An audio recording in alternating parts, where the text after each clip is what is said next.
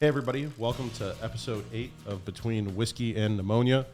Drew Shapiro here, joined by my co-host Nick Hatt, and we're happy to have my friend Greg Curtis on the show here today. Thanks for coming on, Greg. Yeah, man, really honored that you asked me and just excited to be here. This is my first podcast and really excited to have a chat with you. That's awesome. I mean, we're new to this too. It's like our 8th episode, so Right. yeah, it's our first podcast too. So Way more experience than me, though, so I'll hang on to your coattails for now. right on, awesome. I thought we'd just kind of start with, our unlikely friendship, and I mean, it's funny how I have to refer to it that way in today's world, but kind of the story of how we met. I was vacating a county commission seat in 2018, running for state house, and you were running as a Democrat to assume that seat in Genesee County. And I think there were a lot of people that said, hey, you shouldn't talk to this guy. You shouldn't hear what he has to say. But somehow, here we are, and actually developed a friendship out of it too. So is that kind of your recollection? Yeah, that's exactly it. I went in, I was excited to meet you, first of all, because I wanted to understand more about the job and what it is that you did and what you faced in that role. But also I set out to kind of ease the lines of tension between the two parties. And at that time in 2018, I mean, the middle of Trump's term, it was like just peak animosity. There was not allowed to talk to, the right, and the right's not allowed to talk to the left. Throughout that time, I had people that literally told me I shouldn't really have contact with you. I definitely shouldn't let people know on social media that I'm friends with you, which, I mean, was such a disheartening and saddening thing, because, I had gotten to know you a little bit, and you were very kind to me from day one, and I respected that. I appreciated that, because I didn't know, maybe you would be a little cold to me as a Democrat running. I didn't know what to expect. So I respected that, and yeah, that's just a wonderful story of us overlooking our labels in the political realm and just respecting the person for the person. So quite a refreshing thing. And here we are, 2022, good friends. I'm going to be coming to your wedding. So it's like, imagine that kind of a story in today's political world. You don't really think that's possible, but it is. Yeah, I think that's probably the coolest thing about it. It's kind of sad how I think so many of these national issues have infiltrated, the state, and even the local level, even down to what we're seeing with school boards and things now. And it's like, hey, to be a good county commissioner, there's not really a whole lot of partisan issues. I mean, it's try to represent the constituents, your district, do the best you can for them, try to be a good steward for the county financially, easier said than done. Right. And, what is it that is really holding us apart other than I've got an R behind my name and you've got a D? Yeah, I always thought that was strange for the commissioner seat that they even, asked you to declare a party. Right. And even if you wanted to run as an independent, you really had no shot because you needed the support of one of the parties to win the seat. So you're kind of caught in a catch-22 because, like you said, that position doesn't deal with the really polarizing issues. We're not looking at some of the gun issues or abortion or federal government over state government. I mean, none of that stuff is really on the desk of a commissioner at all. Not even close. So that is a strange thing. They set you up almost to be adversaries before you even get in the room. Yeah, I always thought that was kind of stupid. Yeah. And I wanted to meet with you because whoever was going to take over that seat after I left, I wanted them to understand the things that were unique to the 6th district and some of the obstacles we were facing, at the county. I mean, we're dealing with things like animal control. Yeah. Right. Yeah. And, making sure the pension is as funded as possible. Sure. And retiree health care and things like that. They're really not in my opinion, but some people made them political issues. So definitely, yeah. It's like, what's wrong with meeting this guy and having a civil conversation? And it's just seemed to be something that's lost these days. Right. Like, hey, we're not allowed to get along, even though we might agree on 90% of things. But yeah, I'm red, you're blue. Yeah. We're supposed to hate each other. It's just, it's frustrating, and how that's been villainized. And I've always enjoyed how we've been able to have respectful conversations with each other. And hey, not like we agree on everything, but that doesn't mean we can't be friends at the end of the day. Sure. Yeah. And it's wild to consider people who might tune into this that know us both might be shaking their heads at like, they're disappointed that, we've kept that. They're hanging out again. Yeah, here they are. Yeah, we warned them not to do that. I know, right? Yeah, I'm shaking my heads at them. I Definitely. kind of hope they are shaking their heads, and maybe it'll get through to them. I doubt it, but we'll see. But I think we have a couple other things in common. I mean, we both, are a small segment of the population that knows what it's like to lose an election. Yeah. And, the adversity that comes with that, and, not just to run for office, but hey, some people got to lose too. And right. I think I'm 3 for 4, Tom Brady's even lost a couple Super Bowls. Yeah. You're still on pace to stay with him. That's good. That's what I tell myself, but sure. What was that like? And, maybe you can share what that process was like, what encouraged you to run back then, and maybe how your feelings about it, changed or might differ now. Yeah, the experience was incredible. I knew very, very little about the process of running for office when I set out to do it. One of the other commissioners on the board actually had been a neighbor of mine growing up. I was friends with her son in grade school, and she knew this position was coming up, and she knew that I had been interested and been, stayed aware of political issues and local government and kind of how everything operates. And she said, hey, this is a seat where normally a Democrat doesn't even run. Well, I don't want to say normally, but it hadn't for a little while. So I set out to do it. I pretty much, my entire campaign committee was me and my mom and a couple of her friends that she could wrangle every now and then. And we just started learning how to do it, how to file the paperwork, how to, to even get your name on the ballot and what what steps to take. And so I learned a ton. It was kind of learn as you go. Mm-hmm.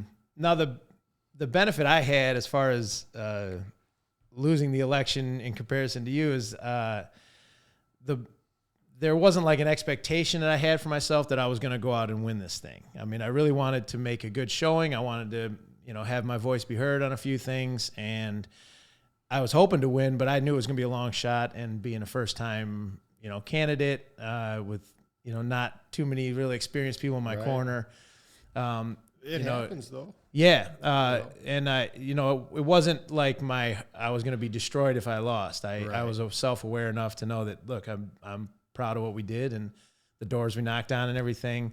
And so, you had this momentum going in your elections. You just kept crushing it. And, that was, I tried to take notes from the people I met, from you and from David Lossing and other candidates who I met who were running at that time. And I'm learning on the fly, seeing what they're doing. And, really, ultimately, I'm so glad I did it. And it's something I can always look back and say, hey, my name was on a ballot once and I got my hat in the ring. I think I may run at some point again, but it's not like a plan I have immediately. To be honest with you, that experience, notwithstanding our friendship and our fun story that's come from that, but really was a disheartening and just gave me a lot of distaste for the political world. And in the ensuing years after that, on social media, the things, I found that I was upset with myself. A lot of things I would say, like, why am I getting so upset about this? Why am I letting it?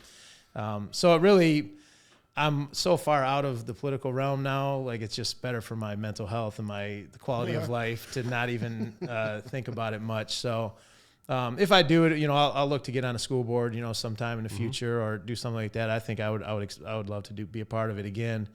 But I'm enjoying the separation from it as it is now.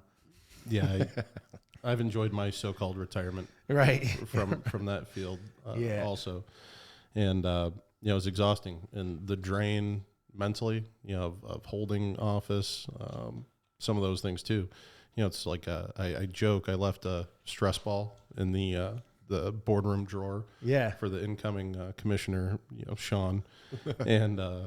I asked him, I ran into him at Home Depot the other day. I'm like, hey, Sean, you getting any use out of that stress ball? And he's like, oh, yeah, man, I've been working that thing out. I'm like, I'm surprised it survived this many years because I know I did too. So, it's just unfortunate that it seems to be a business. And I reluctantly call it that kind of dissuades people with good intentions from getting in there. And I think sometimes you have people with good intentions who run for office, and then somehow that changes. Yeah. And the system seems to have a way of doing that. I mean, it almost drove me nuts. I mean, it kind of did at times, for sure. So, I don't want to say this for everyone, but there's an aspect of it that I almost feel like it brings out some of the worst sides of you in your effort to, do your best and argue your hardest, and you get your emotions in it. And there was so many times I looked back and I was like, man, I said that incorrectly. I shouldn't have said it that way. That was lacking empathy and compassion and an understanding of the subject at the broader level. So I think it just was so toxic to me. The way politics got, and not necessarily my election. The election was not. I was very lucky. My opponent was very respectful. I hope no one's interpreting what I'm saying about that. But for sure. Just the whole discussion, the forum got really ugly, and I'm glad to be out of it now for sure. Right on. So yeah, I know Nick and I talk about that. Things on social media, and it's like, why am I fighting with strangers? It's not like I'm going to change these people's opinion. I find lately, I probably argue more with people within our own party. It's just. I agree. That's wild because I feel the same way. Yeah.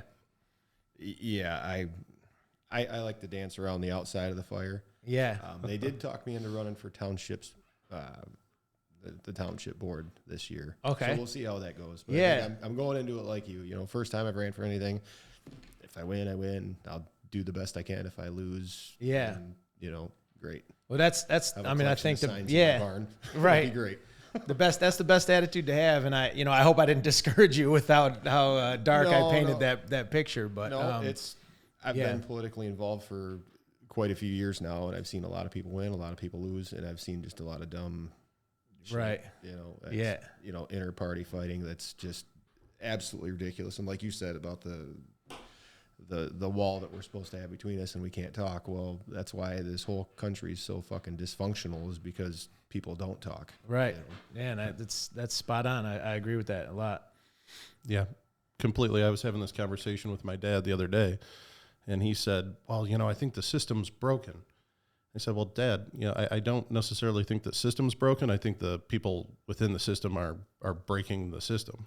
Right. Yeah, right. Because that's a better way to put it, I think. Yeah, I think this whole thing was designed to be, to force us to have hard conversations, to force us to reach compromises, to negotiate with each other, to reach consensus. And like we were just saying, now it's like, hey, I can't even talk to these people anymore. Yeah. I'm going to be labeled a rhino if I even have a cup of coffee. Yeah. Right. Safari hunters coming after you. Oh, the safari hunter thing. We saw, there was a post I saw yesterday of this person running for something wearing a rhinoceros, like a safari hunter. A safari hat, Looked like it's a fucking Nickelodeon. that was straight up. And that's the first thing that came to mind was that cartoon. What is that? Right. What cartoon? You know what a cartoon Yeah. I'm talking about? I can't. I'm not going to think of of all the it. safari hats on? Right. Yeah. Jesus. Yeah, it was out of control. And I'm like, so this is like half of our party now, or a portion? I mean, I don't know. Well, we sort of faced that. I don't think it's our party anymore. That's the problem. Yeah, as Democrats, I mean, I caught a lot of heat from like Bernie Sanders folks, in the election, because I wasn't out where they wanted me to be as a Democrat, and I'm like, hey, a lot of them hated even being coined a Democrat, and I always thought, like, look, the party is what the people make it. So like, if I feel like I want to change the party from within, I used to get a lot of heat for making that comment. Like, that's not how it works. And I'm like, well, how does it work then? Unfortunately, you're right. That's not how it works. Yeah, I mean, it's I can do what I can do, and that's all I can do. If I'm not out there with you on the far left wing, then I mean, does that make me like what do I have, a disease? Am I like thrown to the woods or what? But yeah, it's a lot of infighting, and it was too much. I wasn't enjoying any bit of it. I didn't feel like I was making any headway on anything. So yeah, I mean, even having been elected to office and having held it and served there, I felt that way too. I mean, I feel like we got a couple good things accomplished, but you could have good backroom conversations with people and walk into that boardroom and they just vote party line and stab you right in the back on totally nonpartisan issues. Yeah. And I think there's a lot of hypocrisy that exists within both parties or all parties. There's more than two. And especially, when it comes to things like cancel culture. Like we have, it drives me nuts. It's like either we have a First Amendment or we don't. Yeah. And like, hey, everyone has the right to say what they want and disagree how they want to disagree, in my opinion. But like Republicans now screaming about stuff that Matthew McConaughey said. And it's like, hey, I liked his book. I like the guy. I like his movies. I'm not going to totally write off McConaughey because he said one thing I don't like. Okay. Yeah. And like, I'm certainly not going to burn all my favorite Carhartt stuff. Right. Right. Because of their stance on an issue. So it's interesting. I gotta tell you, one of the guys, I don't mean to cut you off. One of the guys that works, please do. You see fucking Matthew McConaughey, blah, blah, blah. Do you see what he said? He said this and he said that. And I just looked at him and like, be a whole lot cooler if he did. And he's like, well, what do you think? And I'm like, I don't care. Right? Yeah. I mean, what does he control? Yeah. That's Nothing. just one man. He seems like he's an all right guy, but he's so probably, all the celebrities do seem to be pretty out of touch, but. Right. Sure. Yeah. Without a I doubt. try not to listen to that shit. Yeah. Yeah, neither do I. Yeah, I didn't even hear what he said. I just heard he said something controversial. And I'm like, I don't know. I'll be honest with you. I don't know what we're even talking about. I mean, I know, I know who he is, but I didn't hear the clip either. It's just, something that's how out of it. I don't follow, I try not to, my Twitter's full of, like physics stuff and outer space and animals and sports. I mean, like that's my whole world in social media now. Yeah. No, I think that's healthy. I mean, I pay attention to the news to, a degree that I have to for my career, but like I don't really watch Fox or CNN or whatever it might be, unless it's related to the market somehow. I mean, I have a general idea what's going on. Not complete head in the sand, but what's it going to accomplish? And I mean, you see people just sit in front of the news or, listen to the radio, talk radio all day and just get pissed off. And okay, what good is that doing? Anyone? Yeah, you're right. Get pissed off, man. It's both about something you can do absolutely. Yeah, that's the key to it. There's no solution to anything. it. Yeah, it's like that thing they say, if you just turn that shit off or turn the TV off and just talk to your neighbor, like the world, how much of a better place the world would be. Man, that is right. Like it's simple and probably overused, but I can't think anything more accurate. Yeah. Yeah. But, I know you've overcome some adversity, through the campaign, at other points in your life. And, I know you lost your mom, shortly after that. And we're simultaneously, struggling with some other issues. And, I think one of the cool things about this show is we try to highlight how, people have overcome that adversity and gotten through it. Because so many people, and we mentioned earlier when we were talking, everything on social media, it's like everyone's just living the good life. Everything's amazing. Everything's the best. And people don't necessarily know what's going on behind the scenes. And I think you've got a pretty powerful, uplifting message, and you've been through a lot. Yeah. So my mom passed away in 2020. And it was pretty unexpected. And, it was actually on my birthday too. I was going to meet her for lunch, and her fiance called me and said, "Hey, we had to take her to the hospital." And he's like, he was scared. I could tell in his voice it wasn't good. So, that kind of came out of nowhere. And it was definitely like, a jolt to my whole world, of course, as it would be for anyone losing their mother unexpectedly. And I didn't realize it at the time, but I was in the midst of some pretty heavy alcoholism, which in the subsequent years since I've sort of admitted to myself and begun to take on.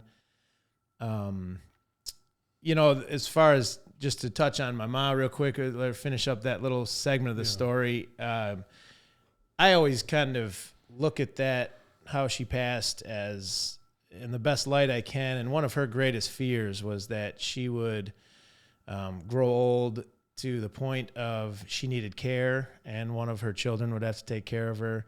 Her mom, my grandma, lived for 4 years needing constant care and support. And I mean, you can imagine, like the worst of the worst, got to change the pants, Yeah. soiled pants, and all the whole nightmare scenario. My mom really was afraid to put that burden on her children, and that was kind of the person she was. So this was, if she was going to go, this was kind of like the best way that she could do it. It was pretty painless. Ended up being a massive blood clot in her lungs that formed up. So as tough as it is, if she was going to go, this was like for her, it was the piece of, I'm not leaving work for the rest of anyone else. She was that kind of selfless person. So, I kind of keep myself, in a positive light about the whole thing. I don't feel victimized or that it was a curse or anything. And then people are always devastated when they hear it was on my birthday, which again, just the way I've kind of developed myself to think about things.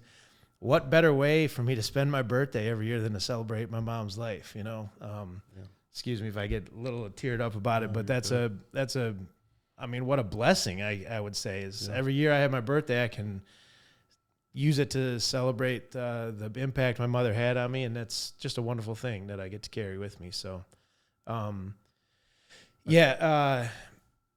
now, about a year ago, I had sort of a renaissance in my life. And I admitted to myself that my drinking was a problem. And it wasn't like a lot of people's stories about drinking is they hit some sort of rock bottom where they get in trouble with the law or they lose their job or their family gets destroyed.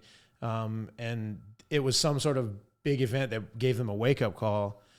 Mine was sort of, I just started developing severe depression in my hangovers. And it was I didn't realize it at first because if I would start to get that anxiety in the morning or the of course I had the physical symptoms, the headache and the nausea and the sluggishness. Of course that was there, but the harder thing to deal with was this panic, this like embarrassment or anxiety, the hangxiety people I've heard it referred to. Mm-hmm.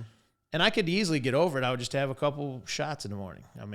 7, 8 o'clock, I'm having a couple shots so I can get up and deal with the day. And ended up being a routine for years. Like if I wanted to have a couple of days without drinking, it would be a brutal, 72-hour stretch of anxiety and depression just to get back to normal.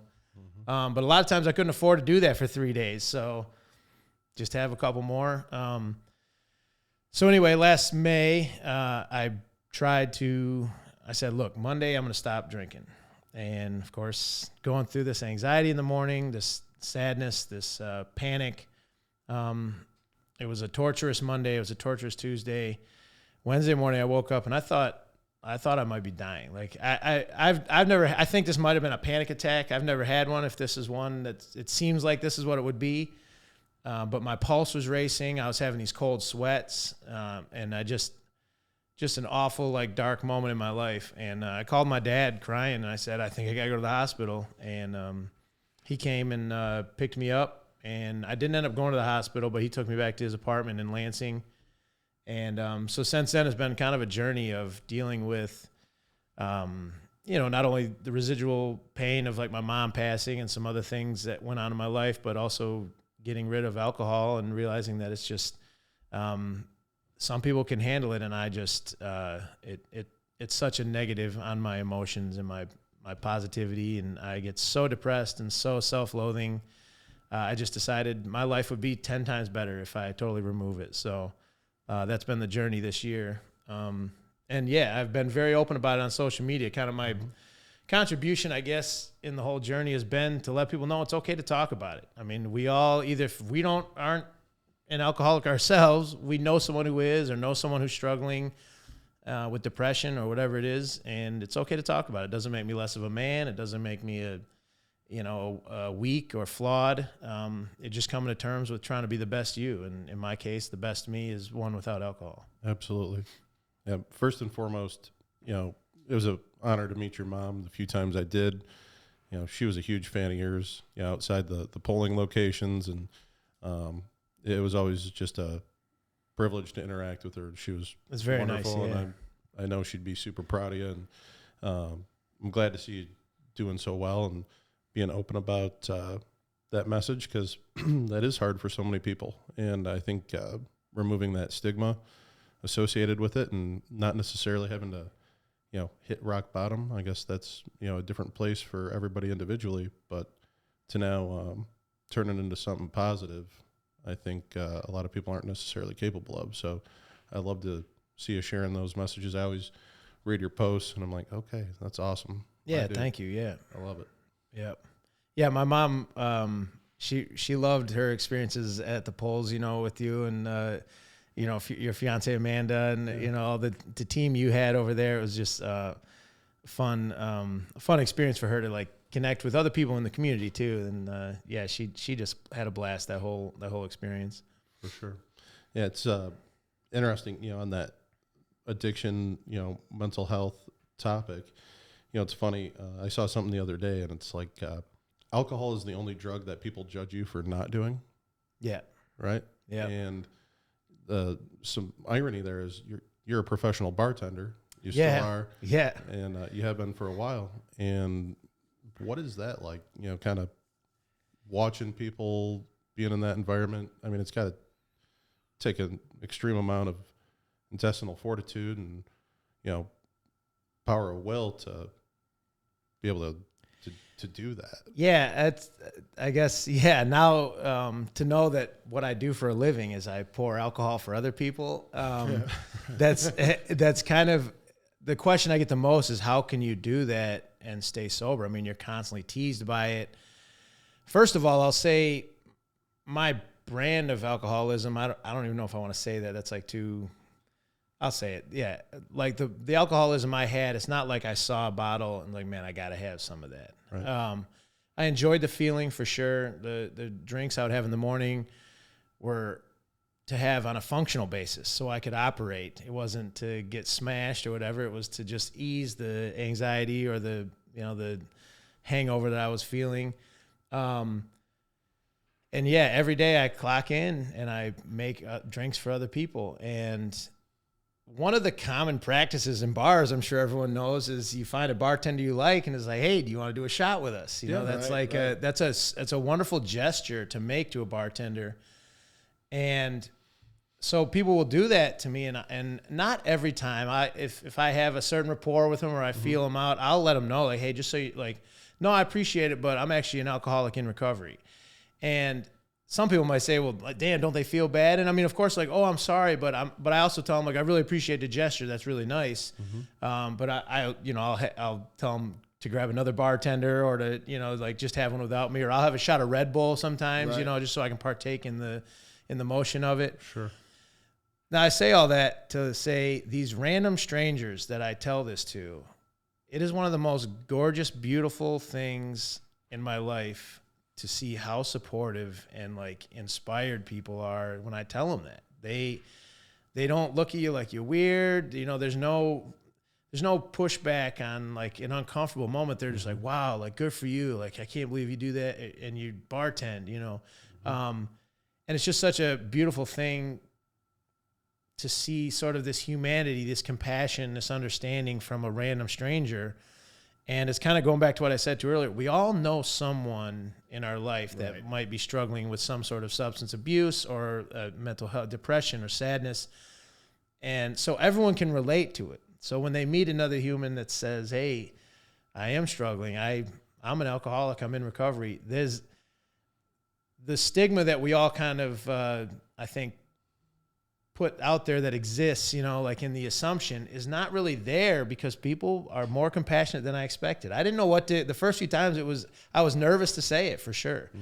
And every time I did, I got this unreal warm response, and it's really inspired me to keep going and to be proud of it and own it. And I think, I've been careful about, in a way, to not live sobriety in the sense where like I'm looking down on other people who are alcoholics or who are drinking. That's never been my stance. And of course I'm a bartender, so I want you to drink or I'm not making money, really. I mean, let's be honest here. So it's been just a really interesting sort of experience to admit that to people as you're pouring them a drink and just make it open conversation. They usually ask me about it. And like you asked me, like, how do you do that in bartend? I will say it's easier than you think, because when it gets late, I don't know, on a Friday or Saturday, you're just happy you're not one of those out there. I mean, the stuff I see, the stuff I see is a reminder of like, man, it's nice that I have all my facilities at 100% right now. So yeah, that part, it's not quite as hard as you might imagine, but it's definitely an interesting, a rare thing to meet a bartender who says they're, in recovery. Yeah, worth noting for sure. And I mean, do that all the time. We find a bartender Amanda and I like, and it's like, hey, can I buy you a drink? Can I buy you a shot? Things like that. It's like, hey, can you recommend a cocktail? What's your favorite drink? Yeah, right. Some of those things I can imagine. And also, and like I said, that's a great gesture. Like I'm not offended. Like when people do that, it's not like, oh, well, I love, like, that's very nice. That means you appreciate me, and I don't take it. People sometimes will say sorry, and I'm like, no, please don't. Like that's a great gesture or whatever. So yeah, keep doing that. I mean, if that is a great way to show respect to your bartender or your server or whatever. No doubt. Yeah. Interesting, awesome dynamic that you're able to have that attitude and outlook. And I think you bring that to pretty much every interaction, and probably one of the reasons we've gotten along so well since I met you is, hey, at the end of the day, we're just all human beings, and we probably agree on more things than we disagree on. And, it'd be nice if we could translate that to, other areas of our lives and our society. And, taking a quick step back to, politics a little bit, what do you think, the fix is? I know it's more than, if the answer to that question was simple, I'd like to think we'd have it by now, but what do you think, would improve the situation we're in as a country politically? I just feel like there's a massive lack of effort in practicing empathy and compassion about other humans and what they're going through. I try to think back to all these arguments that I had on social media or ones that I read through, and it's always this, my view is the right view, and anything else I got to argue with. Mm-hmm. And I just think we don't take enough time to sort of take a deep breath and really authentically, we can say that we do this, but I don't think people authentically understand how difficult it is, first of all, but what the effort it takes to do it, to understand where the other person is coming from and what words they're actually saying. It's almost like people form their arguments before they hear the other person speak. And as soon as something comes out, they regurgitate the line that they heard from someone else.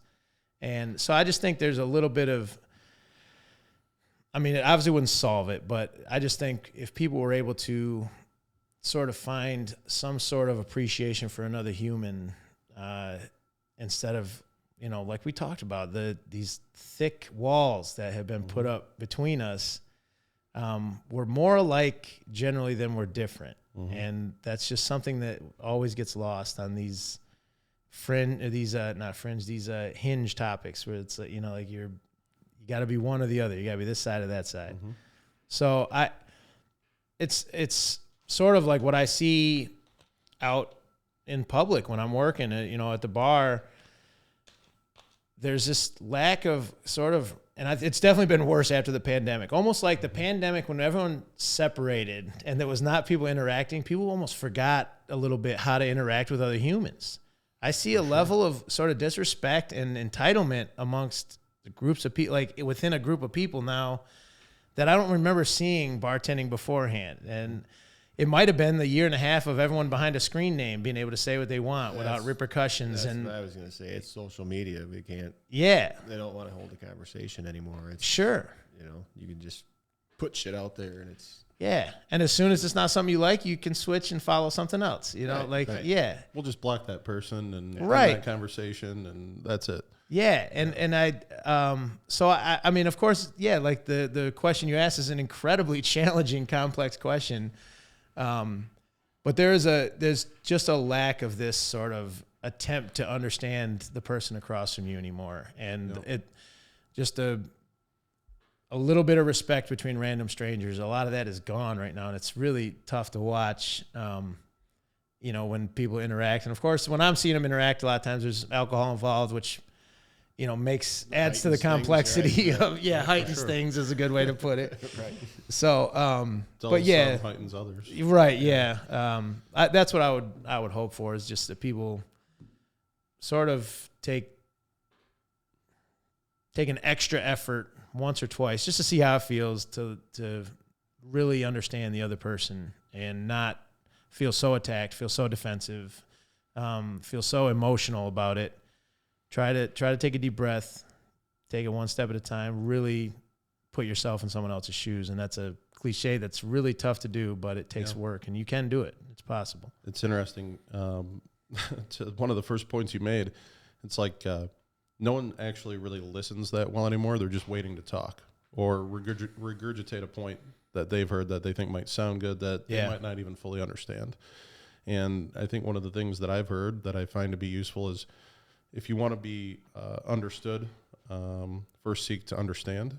And in order to do that, you have to listen to other people and hear what they have going on. Yeah. And I think, again, that's something that's really lost in today's world. And I don't think the pandemic helped. You could just check out behind a computer screen, and if you didn't like something, you could delete the comment. You could block the person, unfriend them. Yeah. Can you imagine 100 years ago people looking at this stuff now and saying, what have we done to ourselves? Yeah, what a bizarre, They would probably seek to exterminate us. Yeah, I mean, it would be like, what if we? Yeah, this is a failed experiment here. Right. We took a wrong route. Like the Terminator, except they're going back in time to get rid of Facebook. Right. Good points. And again, I've been in that position where people might see things that others have said or posted, or, for example, see a mailer with my face photoshopped onto an orange jumpsuit, which I've never worn an orange jumpsuit in my life. And they meet me for the first time, and you're, oh, that Drew Shapiro. And I'm like, oh, yeah, okay. Oh, this ought to be interesting. They're like, well, I thought you were supposed to be an asshole. It turns out you're a pretty nice guy. And I'm like, oh, well, thanks. It's amazing. You actually just block out some of that shit and get to know somebody. And, I think one of the solutions is, trying to set good examples. And I think even at a small level, you and I have been able to do that. Yeah. And I think even if it affects anybody who might run for office, in the future, is running now or already elected, it's like, hey, maybe just talk and, let's see what these issues are and, be open to it. Because I think a lot of times we're trying to solve the same problems. Yeah. Just different ideas on how to get there. And the solution nowadays seems to be, okay, well, we just won't solve the problem at all. Yeah.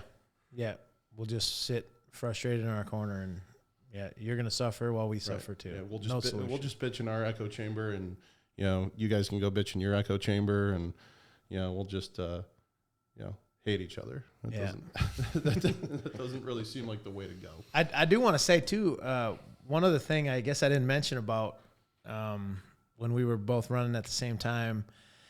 It was the first time I'd ever seen that sort of like negative campaign ads where I knew the person who it was about. And I'm speaking of you, Drew. Yeah. And man, that really, as I never was a fan of like those sort of ads that got sent out, the leaflets with there would just be some harsh language and sort of obviously not really about any issue, just sort of smearing the person. Of course those are common in campaigns, but like to know the person, really it hit me different. And it just gave me a real pit in the stomach. And that was one, like, I remember at that time thinking, like, this is going to be something that's not for me right now, because I was so bothered by it, knowing that it's just, this is a guy who's trying to do what he thinks is right, and somebody else is spending money to publicly smear him. And it just, the whole thing felt so awkward and uncomfortable and not right. I just wanted to say that because like that was the first time ever I'd known the person in the picture, right. And it hit a lot different, so. Photoshop's nasty, man. Put that right up there with going back in time to eliminate Facebook. Yeah. And it can get so good. People are incredible with it now. Oh, yeah. Yeah, what they do. And a ton of money. And I guess that's one of the sad things, too, of people considering to run for office, might have kids. And people ask me, hey, you ever plan to run for anything again? And I'm like, I don't know, maybe someday with like a much larger checkbook so I don't have to be beholden to anybody. And when my hypothetical future children are out of school so they don't get bullied for something I said or didn't say or did or didn't do. Right. Because it's just nasty. And I think it dissuades a lot of people, good people, from running for office because they see that and they're like, hey, man, no way I'm going to expose, my family to that kind of stuff. And lose out on, I think, having a lot of good people in office. Yeah, you're right. I mean, that's what deters some of the people who would probably be most productive is that sort of, I don't have that nasty bone to do that to someone else, even if I think they're kind of a crabby person. It's just not, I don't have the killer instinct, whatever it is. That's not me, So like I probably wouldn't be cut out for that sort of a race. I would not fare very well. Yeah, it was funny. It didn't go my way, obviously. And in hindsight, I really consider that to be a blessing. I mean, I couldn't imagine doing it now. And I think my hair stopped falling out a little bit. Maybe I was slowed to some degree. Yeah. But, I meet people going door to door, and they're like, hey, I'm voting for you because I got the negative ad. And you hear things like that, and that's reassuring and positive. And, again, it didn't go my way. That is a blessing, whatever. But, we had, negative ads set up to run. And I told my campaign manager, I'm like, hey, I'm just not going to be that guy. Yeah. We're just not going to do this. Well, that's my point is like, that's sort of what it takes though, in a lot of these races. And that's, for me, that kind of closes the book because I'm not government health care that bad. Right. I mean, honestly, yeah. I can be more productive to the community in other ways. Yeah. Right. Exactly. Nope. So, Nick, you're getting ready to run an election or run a campaign. Yeah, as I sit here with my name on a ballot. I know, But like you said, I don't have any interest in arguing and trying to badmouth somebody. If I win, I win. If I don't, fuck, I don't care. Yeah. I'm not gonna go back and forth with somebody that I don't need to go back and forth with. Here's my ideas. Here's what I think needs to happen, and that's it.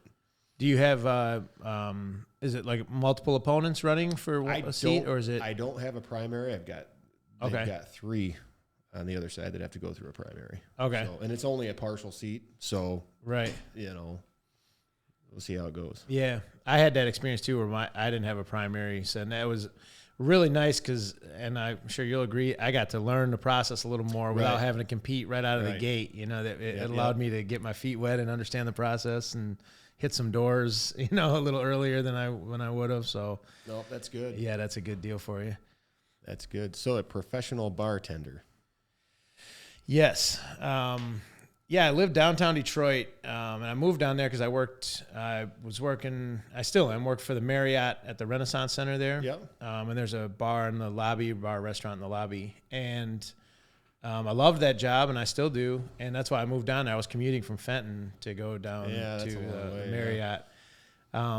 But they obviously closed for the, COVID like everyone else. Right. And it took them a little while to open that restaurant, a little while longer than everyone else to open up that restaurant. They just reopened earlier, beginning of this year.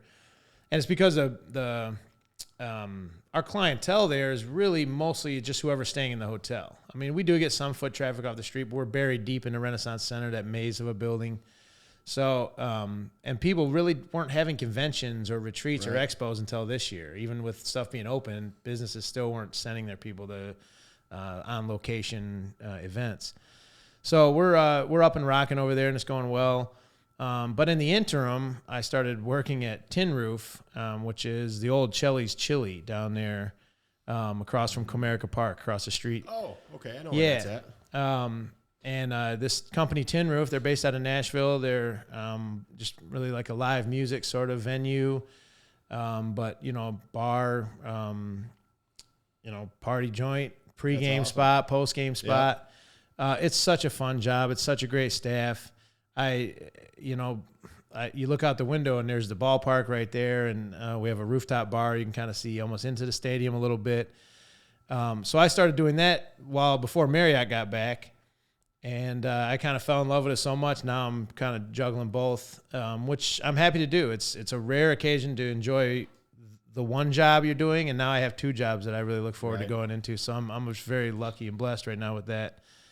That's my life every day is going someplace and serving food and also serving alcohol and beer and wine and liquor. And it's an industry I enjoy. I enjoy chatting with people at the times I can, and I feel like I have sort of the mind for it as far as multitasking and keeping moving quick and feeling like you're part of a team. I enjoy that aspect of it. The part of the you're all working together. You're in the trenches, getting the drinks out as fast as you can. That's a fun aspect of it for me. But I've bartended around the country a little bit here and there. My degree is in education. I was going to be a choir teacher, but I got into bartending right after college while I was doing some substitute teaching, and I just decided I want to stick with that. I want to do some traveling, and I'll probably go back to teaching at some point, but the bartending is fun right now, and it's great money, of course. But awesome. It's it gives me the flexibility, in the schedule too, which is nice. And I feel just like I have a good rhythm, good routine these days, and that's really what I'm focused on in this recovery and renaissance, as I call it, in my life, is just keep it simple, man. Like I wake up, I try to get some exercise, I try to go to work, and try to find some smiles along the way and some moments of peace, and that's it. And that's really my whole world right now, which is it's nice to have it that simple and straightforward.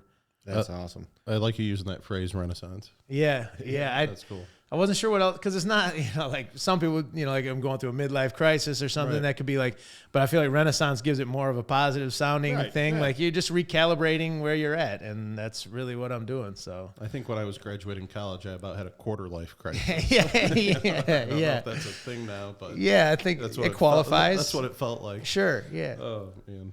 No, I like that, man. That's awesome. And the reason I said professional bartenders, because I was in Panama and I was talking to a guy who was from Venezuela, and that's how he was able to get out of there when the shit was hitting the fan. Oh, really? Yeah, and he was neck deep in it. He was giving classes, and it's such a riot when you come in and you sit down, you're with a group, and you're all in a good mood, and you get somebody who's back there and they're fired up and flipping bottles and doing all this crazy shit. And it's cool as hell. I'm sure what a story that guy must have to get out of Venezuela as a bartender. Like that was his ticket. We kind of were able to relate to one another a little bit because he was in construction and he started out making $5 a week, and then as shit hit the fan, he got down to $2 a week. And he was like, I always loved being in the bar and drinks and all this. He's like, so I went and learned how to be a bartender. He's like, and now you paid me $5 per drink tip, just not drink, just tip. And I'm like, well, that makes sense. And he was showing me videos of the classes that he was putting on in the city, in Panama City, and he was pretty awesome, man. Yeah, and that's awesome. That flair bartending. That's a really unique branch of bartending. There's some very, very simple things I'll do that are kind of cool for the guests to see. But that, those guys, man, the amount of time they put in to work on that and practice. Yeah, it's think about what jugglers put in and people that have all these special skills. The people you see at halftime shows flipping plates on their heads on a unicycle. Right. That's the amount of time they put in is what these flair bartenders put in. It's a really cool thing to see, when you go to Vegas or wherever, some of the exotic spots. That's one of the, and just, I'm not that guy. Like I don't have those skills. I want everyone to know that that's not what I do, but that's a very cool aspect of the job. You're flipping bottles and all that, there's a big difference between watching somebody just throw your drink together and watching somebody actually make it. Yeah. Yo, man, that's so well said. And it's weird that I notice shit like that. Yeah. But I do. So. Yeah. There's everything. I notice when someone's enjoying what they're doing and they're fucking good at it. That's where I was going. The part of some of the reason some people don't make it in bartending is that you are constantly on stage. You think about any job out there, how different it would be if you had an audience the entire time. Like that's really what our job is, with an audience constantly. And so people are taking note of, if you had a bad day and you came into work, people will pick up on that. It's not like we don't know how humans are. And I hear that all the time. Guests will say to one of the bartenders, like, it's okay to smile, and like that's first of all, that's going to piss that bartender off way more. But also, it makes as a coworker of that person, I get frustrated because it's like these people at the bar didn't do anything to you, like don't let your personal life really overhang and ruin an outing for them or whatever. And I don't want to say I'm perfect at it. There's sometimes I'll get frustrated too, and people will see it, but for the most part, it's a fun job. We make money. We're out our job is where other people are going partying. You know, Right. I mean, like how much more fun can you have? So, but that's really cool that you're, you know, not alone picking up on that. I mean, you're more attentive than most, I would say, like noticing the difference between pouring a drink and making a drink. I mean, Yeah, it is night and it's a day if thing. you watch. Yeah, It's a you're thing. right. Yeah, that's really cool. It's hilarious too. Like if something looks good, I notice, you know, I'll ask the bartender, "Hey, what was that?" And then next thing you know, like everybody's sitting at the bar. Yeah. Or like a good portion of them might have the same exact cocktail. Right. And it's like, okay, like there's definitely like some talent and being on stage involved with that. Yeah. You know, now you've got this thing and it's kind of infectious. Well, these a big thing now on TV is these cooking shows, you know, and people learn about the plate presentation, how it looks. You know, you eat with your eyes first. I mean, the drinks are the same way. I mean, that's one of the funniest things about the social anatomy of a group is at a bar. Like if this really beautiful looking extravagant cocktail goes out to a table, you're going to see about 5, 6 more of them get ordered up and popped out like within the next 10 minutes. It's like guarantee. That's pretty wild to watch. Yeah, absolutely. Anything that I missed that you want to mention while you're on the show? Yeah, I guess I just want to say about one of my main goals of using my journey with alcoholism and depression.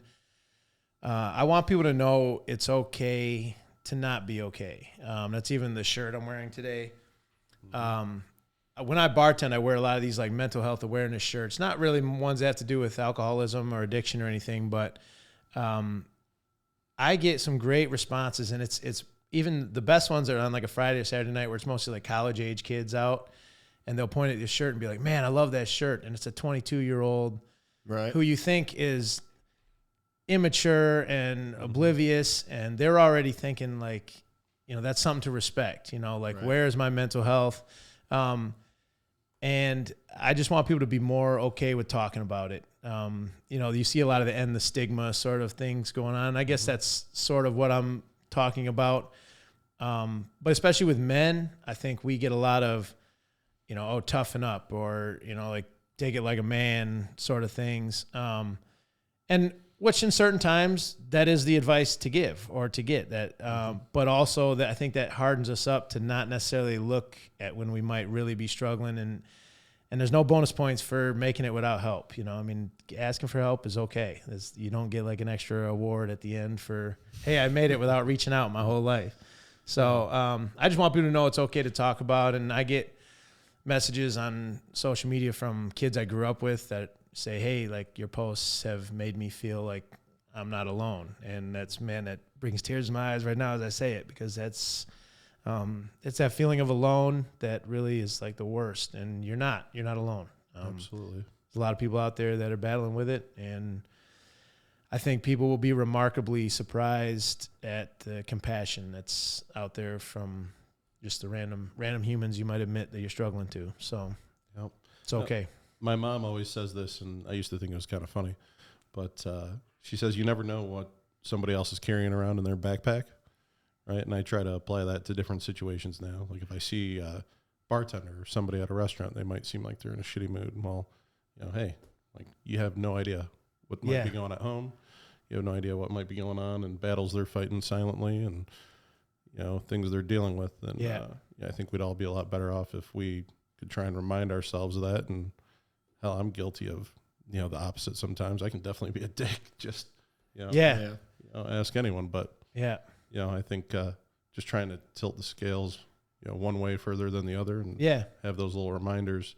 It's and you know, one little anecdote I'll tell you, it's not something that can't be, you know, fixed or whatever. Before I admitted my alcoholism to myself, I used to be one of those bartenders where if it was like 4 or 5 people coming up to the bar and they're all getting a drink, and then one guy got like a soda water or a Coke, I'd be the one who's like, oh, come on, man, it's Friday night, like have a drink. Right. Not knowing that I'd be that guy in the future, where I'd be the guy in the group who's asking for a soda water or a Coke. Right. And I feel bad about those moments where I was the bartender putting pressure on someone else to drink. And remember what you said earlier about alcohol is the only thing you need a reason not to do. Right. all the other drugs, you need a reason to do them. Like you're taking, you're on heroin for this, or you're taking marijuana, you're smoking marijuana for this, whatever, X, Y, Z. Alcohol is the only one that's like, oh, you're not drinking? Why aren't you drinking? Like, I can't believe that. No one's like, why aren't you doing heroin? Yeah. No one's asking those questions, right? So, anyway, that's something like I learned, and I realized that's sort of a disconnected way to handle that situation. And I get bartenders do that to me all the time. Like, oh, come on, man, you're going to be the only one not drinking. And, I don't go out of my way to make them feel bad or anything, but in my mind, I'm like, man, like I used to do that. I used to say that same thing without being aware, taking the time to think someone might be struggling with alcohol. Maybe they have a big problem. Yep. Lastly, are there any tools or things you've used specifically that have helped you during your renaissance and through that process, whether it be, working out, getting outside, different things you've read, things that might help you that other people might find valuable? Yeah. Getting outside is like a super underrated remedy for a lot of my stress and anxiety. I think a lot of people would probably agree with the same thing. Even for a moment, as much as like I can go out on my balcony and just sort of just take in the sounds of the city and look at the sky and look at the clouds, and take a couple really slow, deep breaths, man, that is an incredible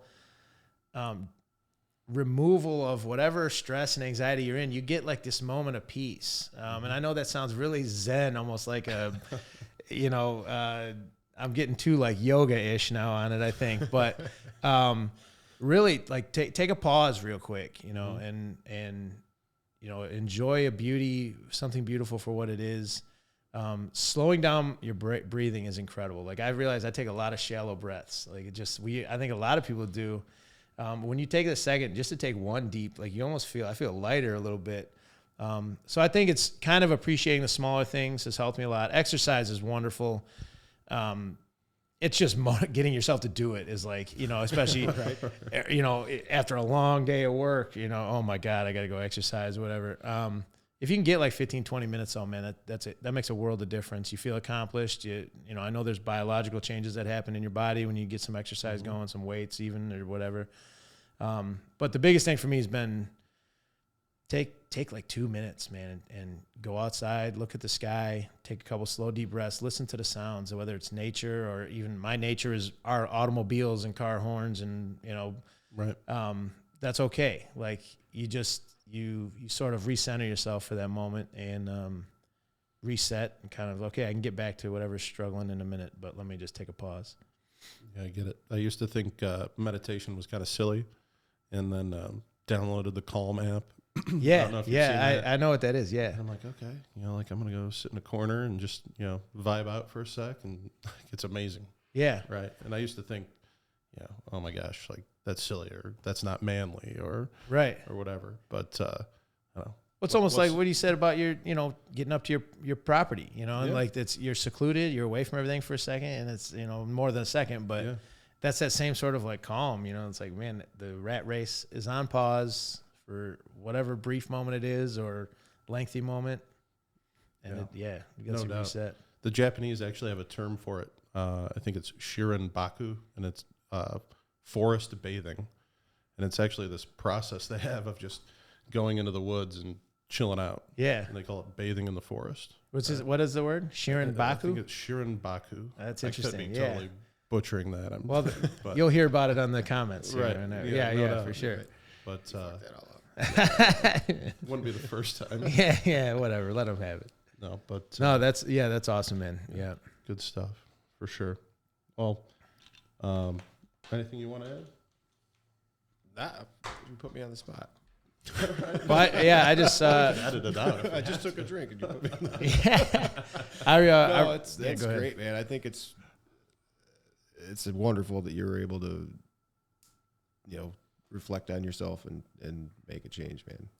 Fucking A, more power to you. Yeah, thanks a lot, man. Awesome. And Nick, I appreciate being here.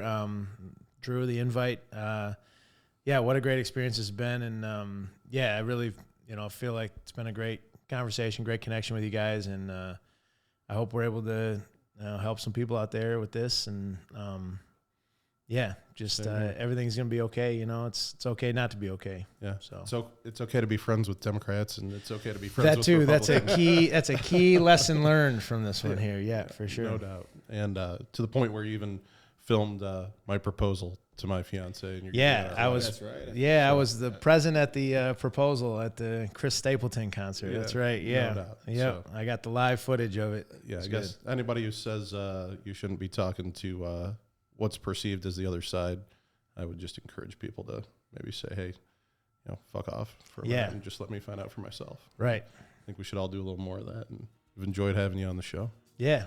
Thank you, boys. It was great, man. For sure. Thanks, Greg. All right, thanks everybody. We'll see you next time.